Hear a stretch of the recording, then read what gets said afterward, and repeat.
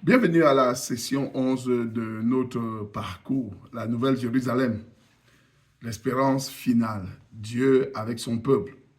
Dans le livre de l'Apocalypse, c'est au chapitre 21 et 22. Je commence cette session par une phrase volontairement simple, mais théologiquement décisive. L'Apocalypse ne se termine pas par une destruction, mais par une habitation. Ça, c'est très important à garder. Donc, cette affirmation est essentielle car elle corrige l'une des grandes incompréhensions liées au livre d'Apocalypse. Beaucoup de lecteurs populaires et de lectures populaires donnent l'impression que le point culminant du récit serait la colère de Dieu, le jugement final ou l'anéantissement même du monde.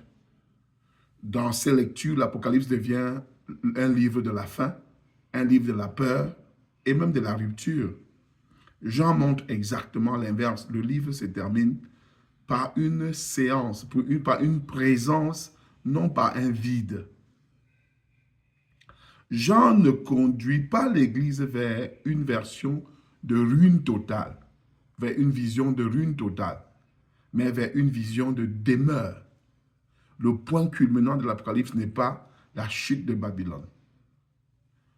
Aussi nécessaire qu'est la chute de Babylone, ce n'est pas le point culminant de l'Apocalypse, mais la venue de Dieu pour demeurer avec l'humanité.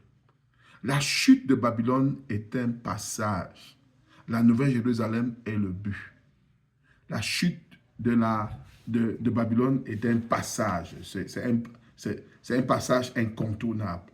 Mais la Nouvelle Jérusalem est le but même du livre.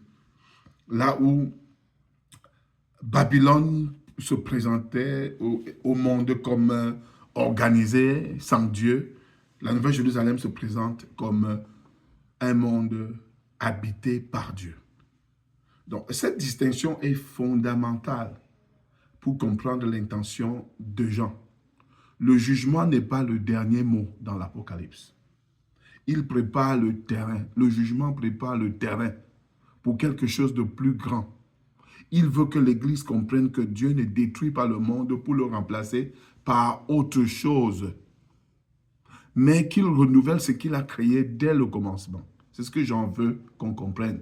Donc l'Apocalypse ne raconte pas un projet, pas l'échec du projet de Dieu. Non, l'Apocalypse raconte l'accomplissement du projet de Dieu et non l'échec du projet de Dieu. Donc, cette session révèle donc le but ultime de Dieu. Ce but n'est pas d'arracher les croyants hors du monde, ni de condamner la création à la disparition. Il est de réconcilier, de guérir et d'habiter.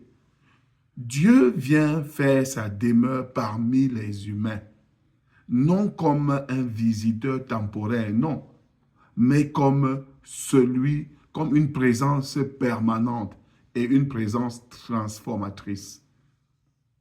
Scott McNall insiste fortement sur ce point.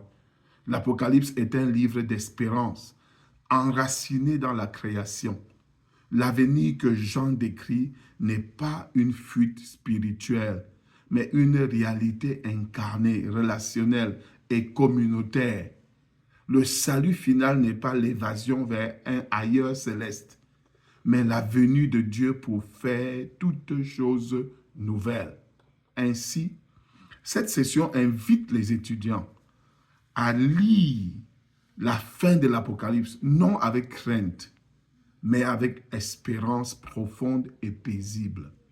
Elle recentre toute la vision d'Apocalypse sur son cœur véritable, Dieu avec son peuple, la communion restaurée et un monde enfin libéré de tout ce qui l'a détruit pendant tout ce temps. Donc, prenons le temps maintenant pour lire ces deux chapitres et on va les relire, seulement les relire jusqu'à la fin de notre cours. Relisons donc l'Apocalypse 21 et 22. Quelqu'un